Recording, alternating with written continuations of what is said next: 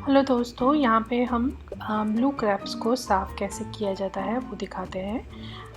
यहाँ पे मैंने ब्लू क्रैब लिया है और आप देख सकते हैं इसके दो बड़े वाले जो पैर है उसको क्लॉज बोलते हैं। उसे पहले हमें निकालना है, तो उसको जिस डायरेक्शन में वो क्लॉ है उसके अपोजिट डायरेक्शन में अगर आप थोड़ा सा भी ट्विस्ट कर लोगे तो इजीली निकल आता है। तो उस प्रकार आपको पहले तो ये दो क्लॉज जो है उसे निकालना है और बाजू में निकाल के रख देना है।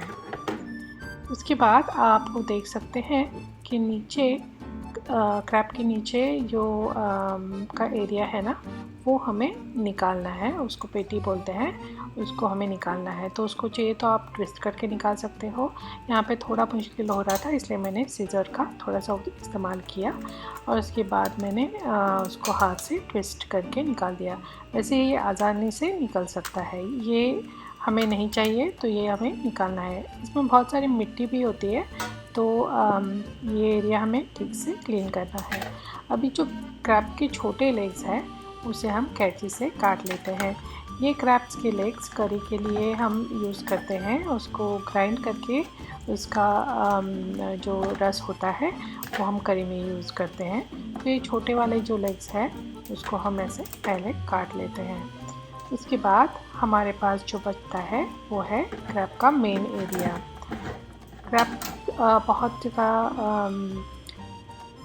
कीचड़ में पाए जाते हैं तो उसकी वजह से बहुत सारी धूल मिट्टी उस पर जमा होती है। तो आपको क्या करना है, आपको एक अच्छा सा ब्रश लेके उसको ब्रश से अच्छी तरह से साफ़ कर लेना है, जिसकी वजह से जो मिट्टी या अगर कुछ फंसी हुई हो ना तो वो अच्छी तरह से निकल जाए। तो इस प्रकार हमें दोनों एरियाज़ दोनों साइड से हमें अच्छी तरह से साफ़ कर लेने हैं।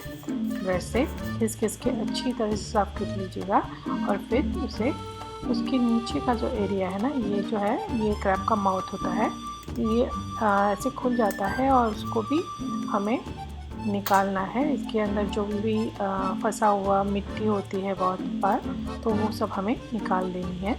ये एरिया जो है वो इस प्रकार हम साफ़ करते हैं और ये साफ़ करने के बाद एक बार हम पानी से इसे अच्छी तरह से धो लेते हैं।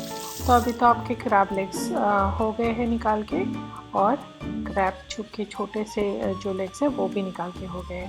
अब हम क्रैब का अंदर का हिस्सा कैसे साफ करते हैं वो देखते हैं। तो माउथ का जो एरिया है उसके अपोजिट एरिया में आपको एज ए थंब से वो एरिया को पुश करना है, जिसकी वजह से वो ऐसे ओपन हो जाता है।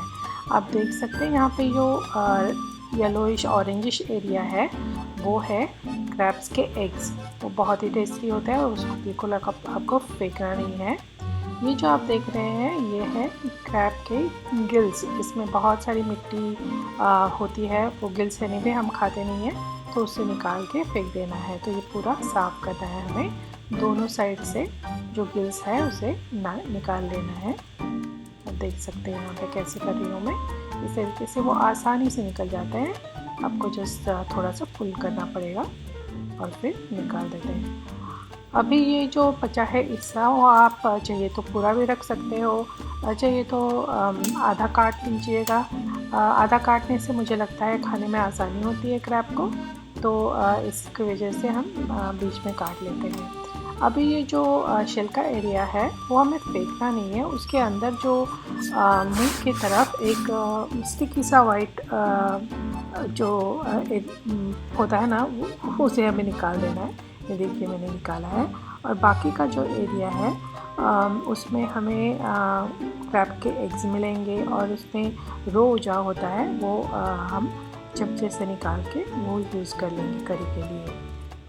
उसके जो टेस्ट होती है ना क्रैब की स्वीटिश टेस्ट वो येलो पार्ट से आती है, तो वो आपको फेंकना नहीं है, वो क्रैब की करी में आपको यूज़ करना है। तो इस तरीके से मैंने पूरी तरीके से उसका रो जो है वो निकाल लिया है।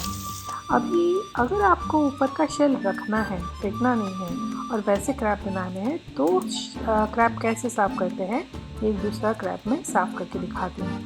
इसमें आप देख सकते हैं मैं सिमिलरली मैंने पूरे लेग्स निकाल के इसको फिर ओपन कर लिया है, लेकिन मैंने उसको पूरा ओपन नहीं किया, थोड़ा ही ओपन किया है और साइड से मैं इसके गिल्स निकाल रही हूँ। तो गिल्स आप ठीक तरीके से निकाल दीजिएगा दोनों साइड से। जैसे हमने पहले क्रैब में निकाले वैसे ही हमें गिल ओपन करके निकालने हैं। और जो शेल का जो एरिया है वहाँ पे जो वाइट स्टिकी सा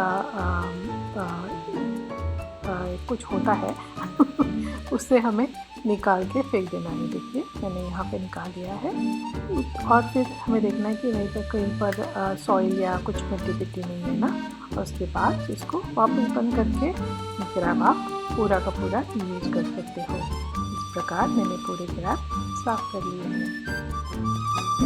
उम्मीद करती हूँ कि आपको ये वीडियो पसंद आया हो। अगर आपको पसंद आया हो तो ज़रूर इस चैनल को सब्सक्राइब कर दीजिएगा। Thank you for watching.